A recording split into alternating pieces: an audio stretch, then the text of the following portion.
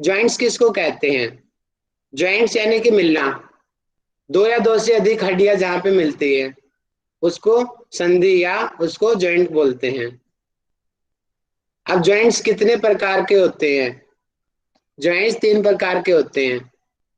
एक होते हैं नॉन मूवेबल, मीनिंग की जो बिल्कुल भी गतिशील संधियां, अगतिशील होगा ये, टाइपिंग मिस्टेक है, अगतिशील होगा, आप देख लेंगे इसको। अगतिशील संधियां।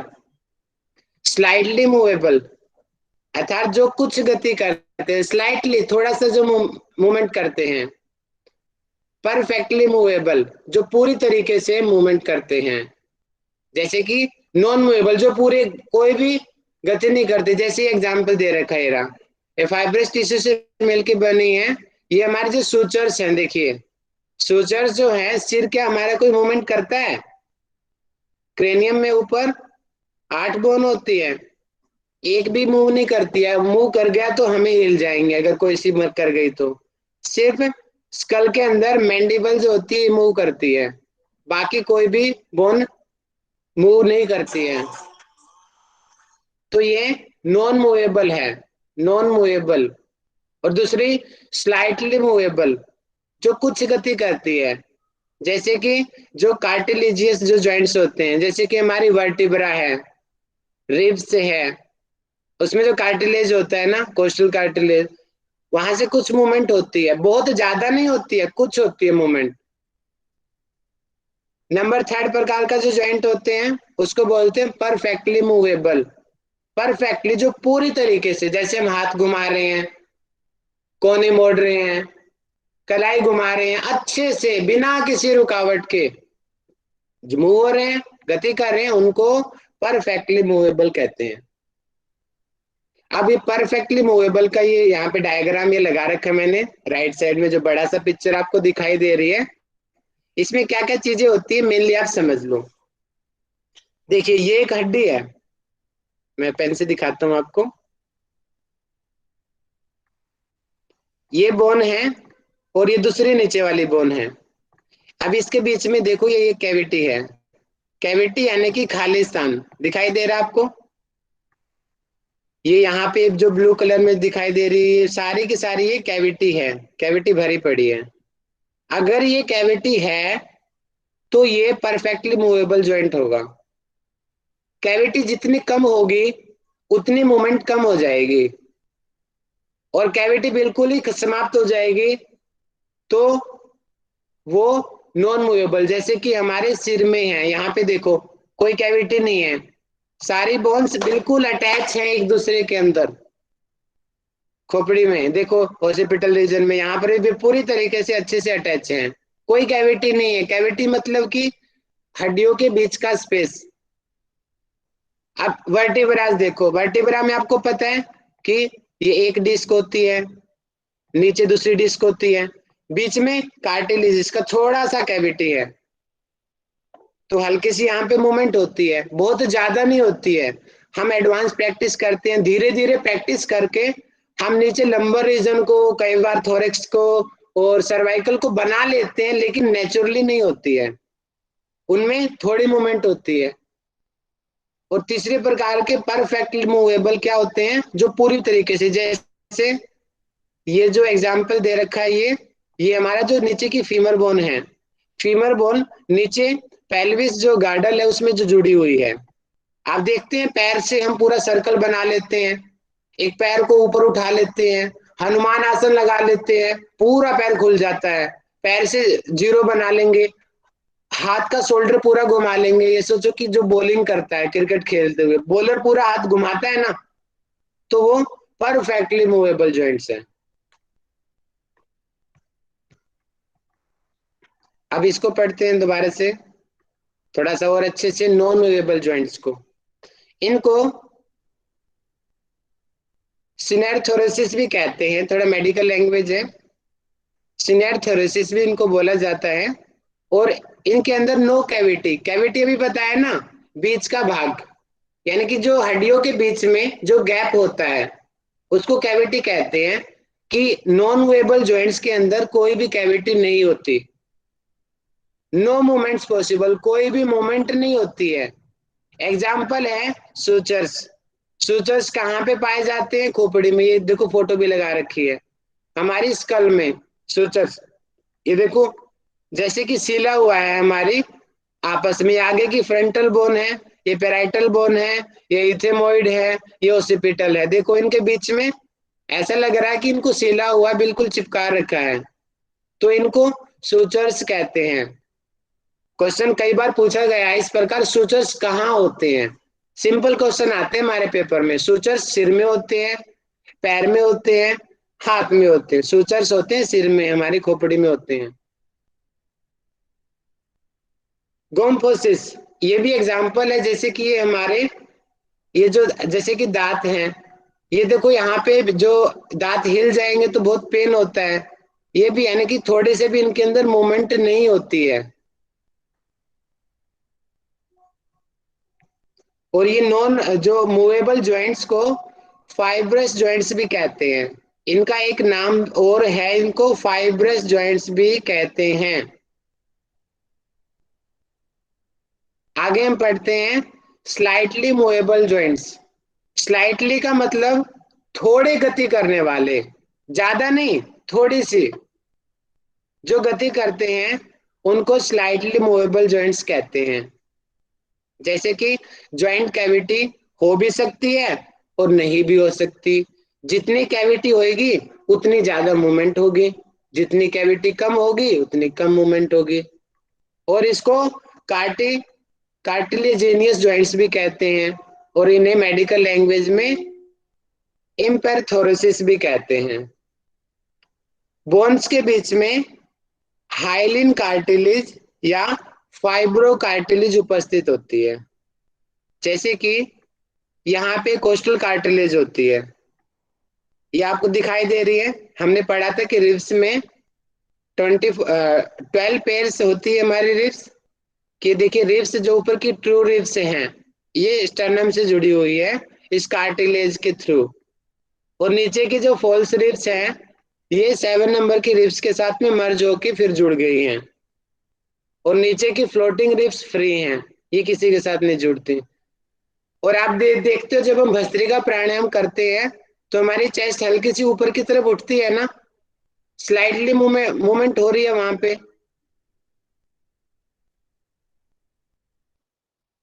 तो ये इसके एग्जाम्पल है। और वर्टिब्राज को भी बोला जाता है कि स्लाइटली मूवेबल जॉइंट्स है।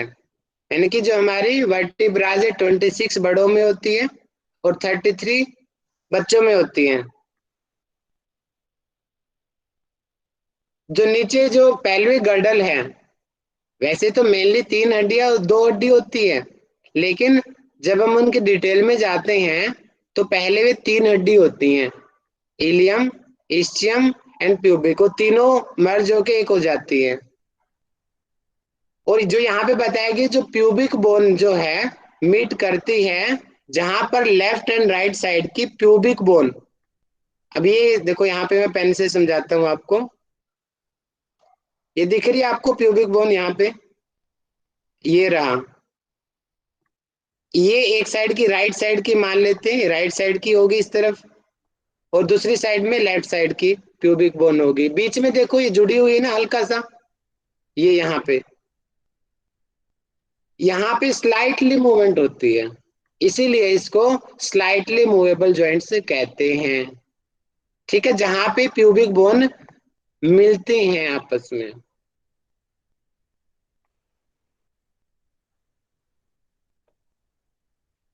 Perfectly movable joints, perfectly movable joints उनको बोलते हैं जो पूरी तरीके से अच्छे से मूव करें, अच्छे से मूवमेंट हो, गतियां हो।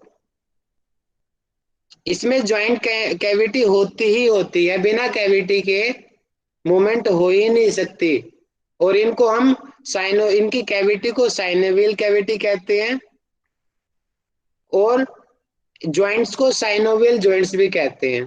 एग्जाम में डायरेक्ट साइनोवियल जॉइंट्स भी आ सकता है, ये ज्यादा फेमस है साइनोवियल जॉइंट्स के नाम से, या फिर परफेक्टली मूवेबल जॉइंट्स जो हम आम भाषा में इसको बोलते हैं।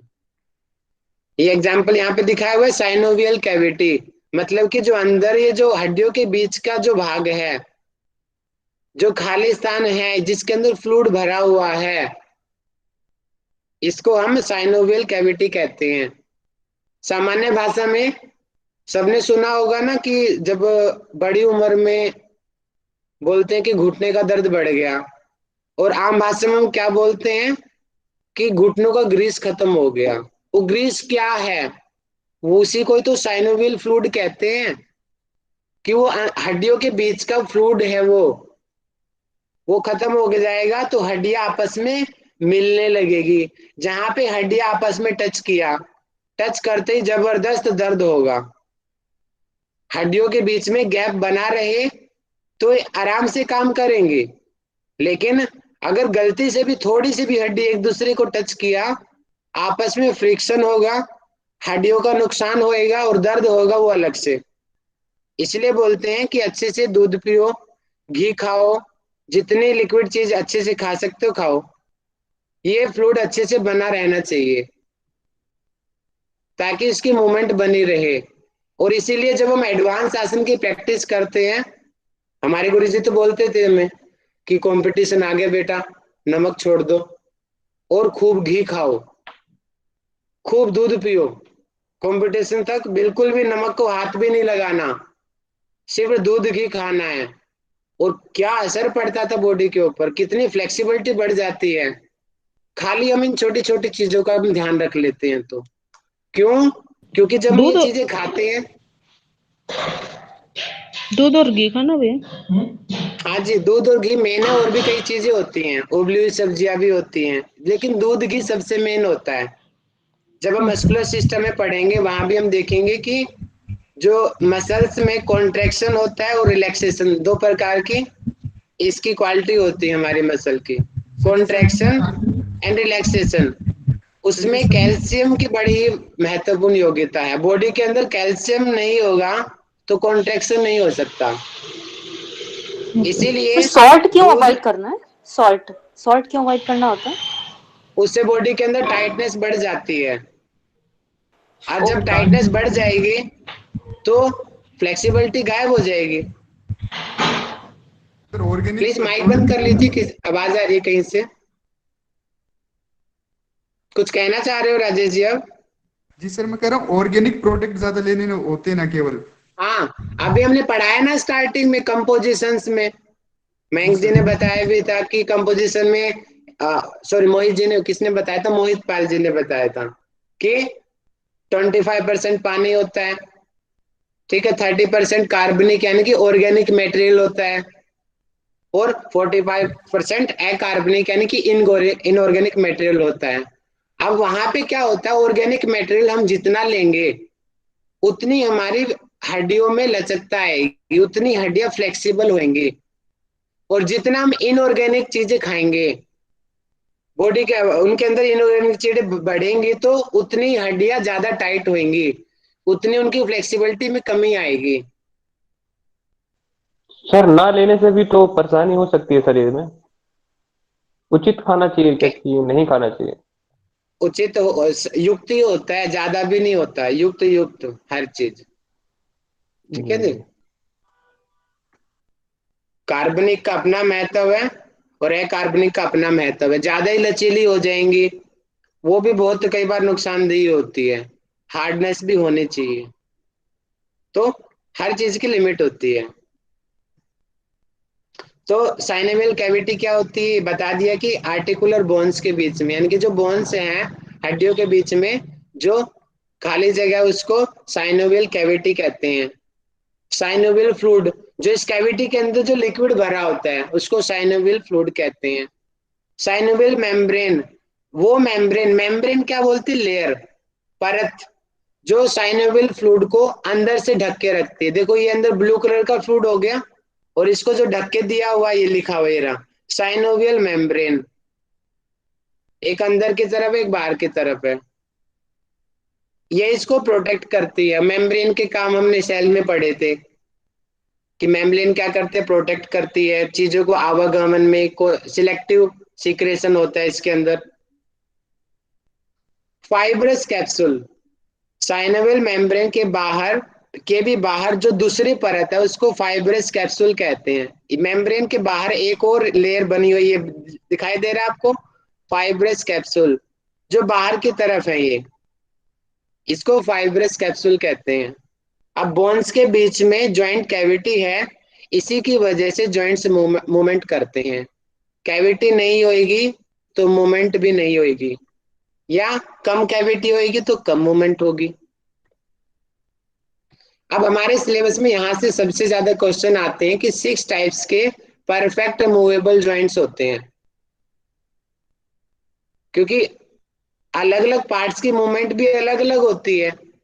जैसे कि शोल्डर पूरा 360 डिग्री पे मूव कर देता है, हमारा घुटना तो 180 डिग्री पे मूव करता है, कोहनी भी एक लिमिट है इसकी मूवमेंट करने की, कलाई अपने अलग तरीके से मूव करती है, अंगूठा अपने अलग तरीके से मूव करता है, मेटाकार्पल्स मेटाटार्सल्स अपने तरीके से मूव करती हैं। तो उन मूवमेंट्स को अलग अलग नाम दिया गया है यहाँ पे, और मेनली यहाँ पे 6 टाइप्स की जो ये हैं इनको डिवाइड किया गया है साइनोवियल जॉइंट्स को। पहली टाइप है ball and socket joints. Ball यानी कि गेंद, गोल गोल चीज। तो एग्जांपल इसका यहाँ पे फोटो दिखा रखा होगा बॉल एंड सॉकेट का, ये रहा, दिख रहा है, नीचे देखो गोल गोल है, बॉल की तरह है, और ऊपर सॉकेट, ये ऊपर कप की तरह है, ये बॉल एंड सॉकेट जॉइंट है। ये यहाँ पे होता है पैर में, तभी तो हम पैर को ऊपर पूरा ऊपर तक उठा देते हैं, हाथ को घुमा लेते हैं, बॉल फेंकने के लिए पूरा हाथ घूमता है।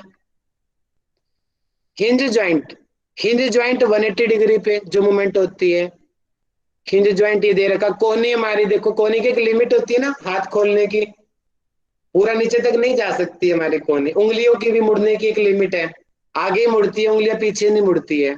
क्यों? क्योंकि ये इसके अंदर इसी तरीके का स्ट्रक्चर होता है, इसको हिंज जॉइंट बोलते हैं।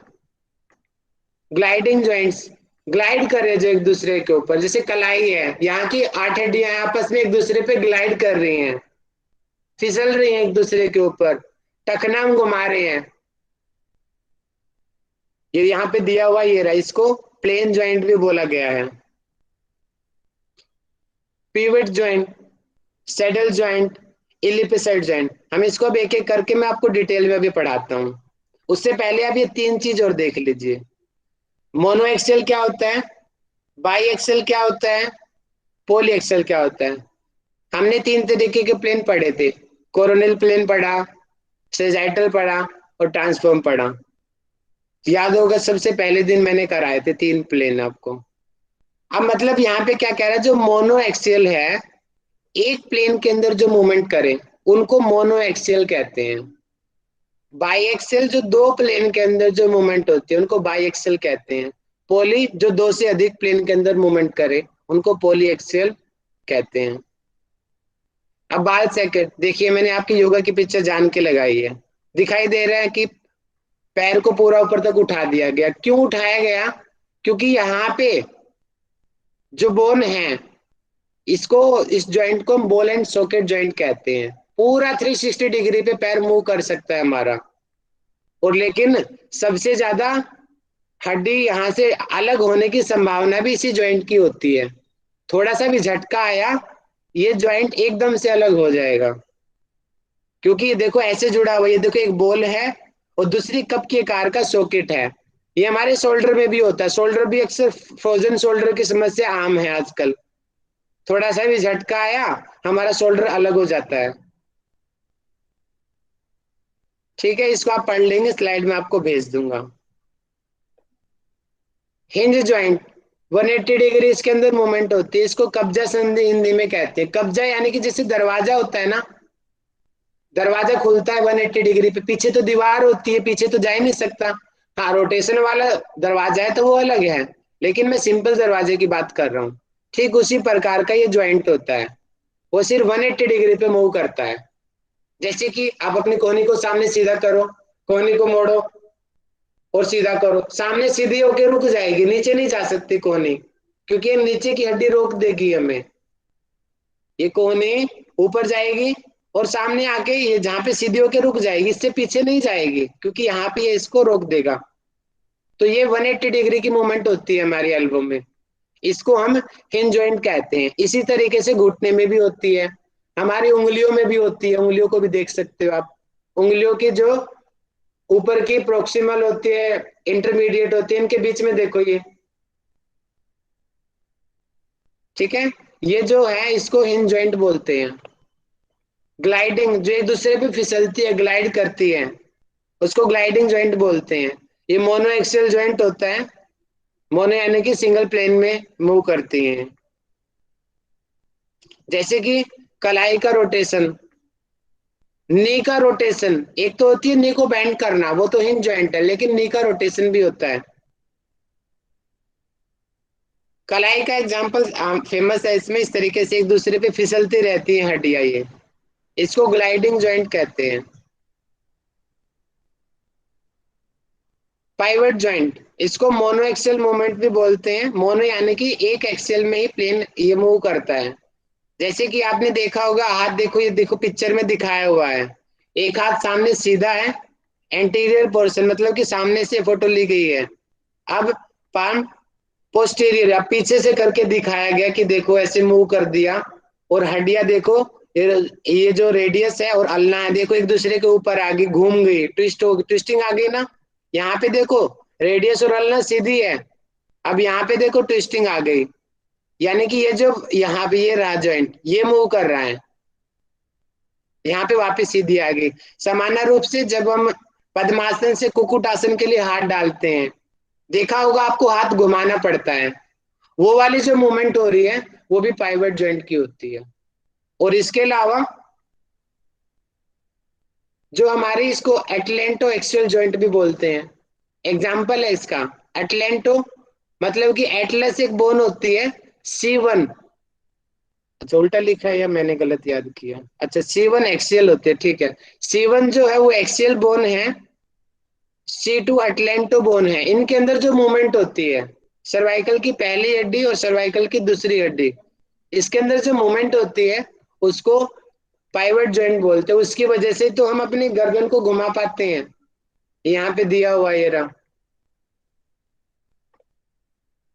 सैडल जॉइंट, इसको बाई एक्सियल जॉइंट मतलब कि दो प्लेन में मूव करता है। आप देखो अंगूठा, अंगूठा घूम जाता है, कि कलाई की कार्पल्स मतलब कि कलाई की जो हड्डियां हैं, और अंगूठे की मेटाटार्सल, सिर्फ अंगूठे की, बाकियों की नहीं, सिर्फ अंगूठे के अंदर होता है ये, इसके बीच में, इसको सैडल जॉइंट कहते हैं। ये इस टाइप का इसका स्ट्रक्चर होता है जिसकी वजह से मूव करता है बाई एक्सल। अंगूठा देखो हमारा लगभग लगभग पूरा ऐसे रोटेट भी हो जाता है, लगभग लगभग, पूरा तो रोटेशन नहीं होता लेकिन ऑलमोस्ट हो जाता है, लेकिन बाकी उंगलियां नहीं होती है इतना। नंबर 6 टाइप का जो जॉइंट है उसको एलिप्सॉइड जॉइंट कहते हैं। बाई एक्सल जॉइंट भी इसको बोला जाता है।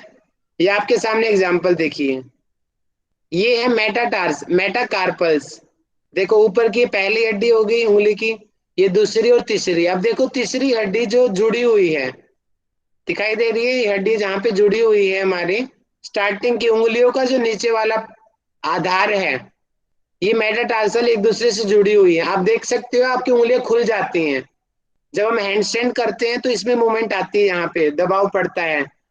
कुक्कुटासन जब हम उंगलियों पे दबाव देते हैं तो मेटाटार्सल्स की जो हल्की मूवमेंट होती है, उस बैलेंस को बनाने के लिए, उसको मैनेज करने के लिए, तो इसको हम एलिप्सॉइड जॉइंट कहते हैं।